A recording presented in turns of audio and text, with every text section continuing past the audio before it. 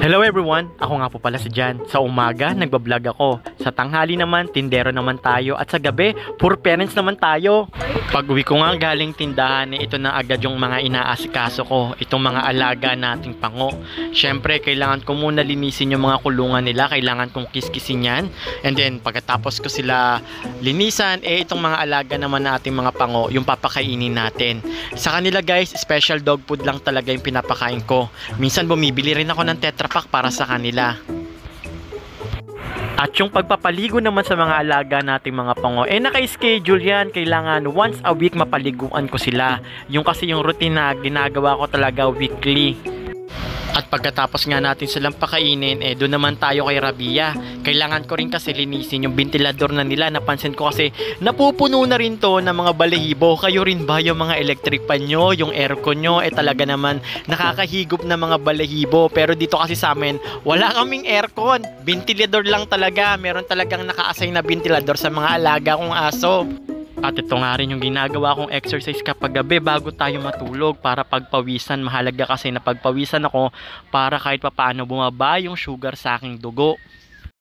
Kailangan din talaga guys na maasikaso ko sila bago akong matulog sa gabi. Kasi kinabukasan minsan may lakad ako. Ito nga pala yung ginagamit kong drops para sa kanila. Itong tiki-tiki drops na to. Tapos ang ibibigay ko lang ay 0.5 ml. So dito. Para sa kanila guys. So ito guys is 1 ml lang to. Available to sa mga butika. At sa mga followers natin dito sa Facebook page, sa ating YouTube channel na Chitsu Pau Family. At saka sa mga bago pa lang dito, disclaimer lang po mga kapango. So itong sinishare ko is based po sa akin experience. Hindi po ako professional vet. Sa mga nakakasubaybay sa akin, lalong-lalo na sa mga previous puppy na pinapanganak ni Rabia, ito talaga ginagamit ko tiki-tiki. Napapansin ko kasi na mas malakas yung kain nila or daddy nila kapag tiki-tiki. Lalo na pag umabot sila ng 2 months old, dun talaga bibira sila ng pagkain. At yung pinapainom ko pala sa mga alaga natin pangong puppies ay 0.5 ml po ng tiki-tiki. Hindi ako araw-araw nakakapagbigay sa kanila. So nagbibigay ako sa kanila minsan 3 times a week or 4 times a week. At pagdating nila ng 3 weeks old, tsaka naman ako magbibigay sa kanila ng pang-deworm.